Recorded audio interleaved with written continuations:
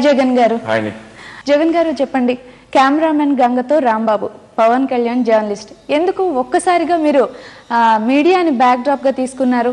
Positive గానా లేక negative గా కూడా టచ్ చేస్తున్నారా? లేదు, పాజిటివ్ గా ఉన్న సినిమాది. అంటే ప్రతిసారి కూడా అన్ని రకాలుగా మీడియాని వాడేసుకుంటారు కదా మీరు? వాడేసుకోలేదు నేను.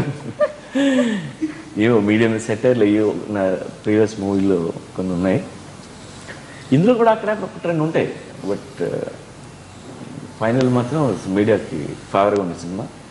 ఎందుకంటే హీరో కూడా మీడియా పర్సన్.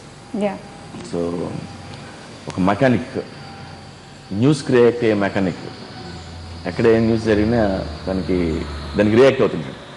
అలాంటి ఇంట్రెస్ట్ ఉన్నాడు మీడియాలోకి వస్తాడు, న్యూస్ రిపోర్టర్ అవుతాడు. సో అది కదా.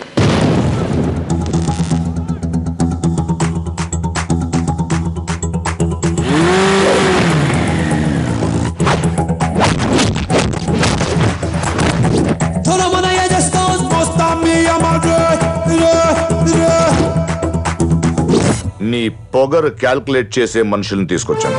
నా పొగరు క్యాలిక్యులేట్ చేయడానికి నువ్వెవడివి బే? దానికి నా పొగరు ఒప్పుకోవాలి కదా.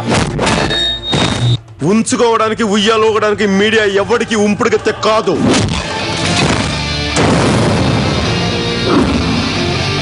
బద్రి వచ్చిన 12 సంవత్సరాల తర్వాత మళ్ళీ పవన్ గారితో మూవీ చేశారు మీరు. మరి అప్పటికి ఇప్పటికి పవన్ గారిలో మీకు ఏమైనా తేడా కనిపించిందా? ఏం చేంజెస్ ఏమీ లేవు, అదే మనిషి, అదే క్యారెక్టర్. పవన్ గారికి మీరు స్టోరీ చెప్పాక ఆయన ఓకే అనడం అన్ని జరిగిపోయింది. మరి పవన్ గారు ఓకే చెప్పిన తర్వాత ఇంకా మీరు ఎలాంటి ఏర్పాట్లు ఎక్స్ట్రాగా ఏమన్నా చేసుకోవాలని అనిపించిందా? ఎయిర్పోర్ట్లు అంటే స్క్రిప్ట్ మీద కూర్చుంటాం కదా, అండ్ గబ్బర్ సింగ్ హిట్ తో ఫ్యాన్స్ అంతా చాలా హైలో ఉన్నారు, అండ్ వాళ్ళ ఎక్స్పెక్టేషన్స్ ఉంటాయి. ప్లస్ కళ్యాణ్ 12 ఏళ్ళ తర్వాత నేను బాగా చూపించాలి, బాగా ప్రజెంట్ చేయాలి అనే తప్ప నాకు ఉంటుంది. దీని మీద ఆ స్క్రిప్ట్లో ఇంట్రెస్ట్తో కూర్చోవడం తప్ప ఇంక వేరే జాగ్రత్తలు అంటే ఏముంటాయి?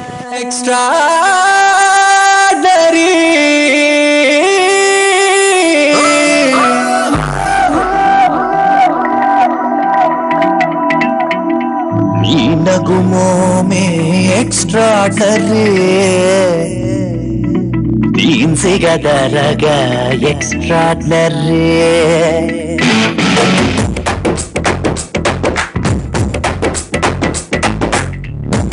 नगुमों में एक्स्ट्राडनरी तीन से गदरगा एक्स्ट्राडनरी.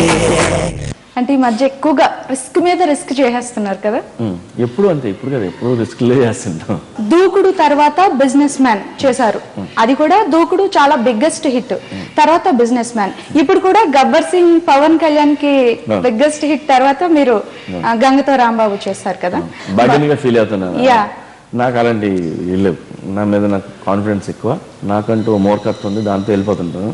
మామూలుగా అంటే భయం వేస్తుంటుంది, ఒక పెద్ద హిట్ వస్తే దాన్ని మ్యాచ్ చేయాలి, దానికంటే ఎక్కువ చేయాలి అనే టెన్షన్ ఉంటుంది. సో నాకైతే అలాంటి టెన్షన్ లేదు. నా స్క్రిప్ట్ బాగా వచ్చింది, నా హీరోకి నచ్చింది, నా ప్రొడ్యూసర్ నచ్చింది, అయిపోయి ఒక గట్ ఫీలింగ్తో వెళ్ళిపోవాలి. వెళ్ళిపోతే సినిమాలు చేయలేం. నా చావుకు నీ కోట్ల మందిని భయపెట్టచ్చు, కానీ ఒక్కడికి కోపం వస్తే చాలు నువ్వు అయిపోతావు.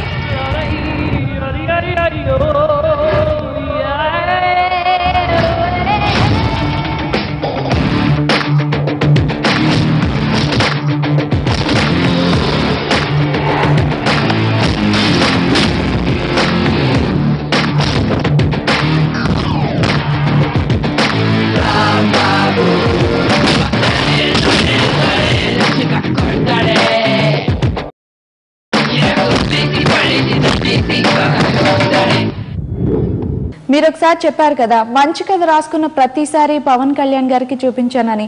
మరి కెమెరామెన్ గంగతో స్క్రిప్ట్ చూపించినప్పుడే పవన్ గారు ఎందుకు ఓకే చెప్పారు? అంటే దీంట్లో అంత ఎక్స్ట్రాడినరీగా ఏముంది? యాక్చువల్గా నేను ఫస్ట్ టైం కలిసినప్పుడు, రీసెంట్గా కలిసినప్పుడు ఆయన సినిమా చేద్దామని అనుకున్నప్పుడు నాకు సోషల్ రెస్పాన్సిబిలిటీ ఉన్న స్టోరీ చేయి నాకు అని చెప్పాను.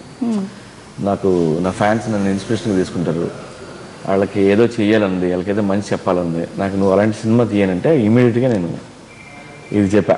ఎందుకంటే ఇది ఎప్పటి నుంచో ఉంది నా దగ్గర, చెప్పగానే ఆయనకి విపరీతంగా నచ్చేసి ఆయన గట్టిగా కౌగిలించుకొని షేక్ హ్యాండ్ ఇచ్చేసి ఎలా సో ఆయనకి బేసిక్గా ఆయనకి కూడా ఇష్టమైన కదా. పులి, పంజా, గబ్బర్ సింగ్ ఇలాంటి పేర్లు విన్నాక ప్రేక్షకుల్లో ఒక రేంజ్ లో ఎక్స్పెక్టేషన్స్ ఉంటుంది. మరి అలాంటి టైంలో మీరు కెమెరామెన్ గంగతో రాంబాబు అని టైటిల్ పెట్టారు, ఎందుకు అలా? నాకు అర్థం అంటే స్టార్కి పెట్టే టైటిల్ కాదు ఇది యాక్చువల్గా. నేను ఎందుకు పెట్టానంటే నా కథ కోసం పెట్టేశాను యాక్చువల్గా.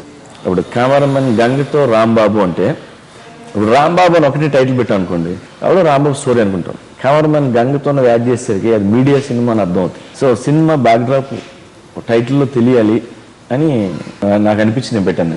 ఈ టైటిల్ నేను ఎవరికి చెప్పలా, కళ్యాణ్ గారికి కూడా చెప్పలా. నేను డైరెక్ట్ గా ట్విట్టర్ లో అనౌన్స్ చేశా. ఇది అంటే టైటిల్ చెప్పకుండానే మూవీ స్టార్ట్ చేశారా? ముందు అనౌన్స్ చేశా ఇది టైటిల్ అని. తర్వాత వెళ్ళి ఆయన కథ చెప్పా. ఎందుకంటే ముందు ఫ్యాన్స్ కి నచ్చలేదు టైటిల్, మా స్టార్ కి తగ్గ టైటిల్ కాదు ఇది అని ఉండదు. బట్ కథకి చాలా యాప్ట్ టైటిల్ ఇది. మీరు సినిమా చూస్తే మీకు అర్థమవుతుంది. మరి కళ్యాణ్ గారు ఏమన్నారు? ఆయన నచ్చింది.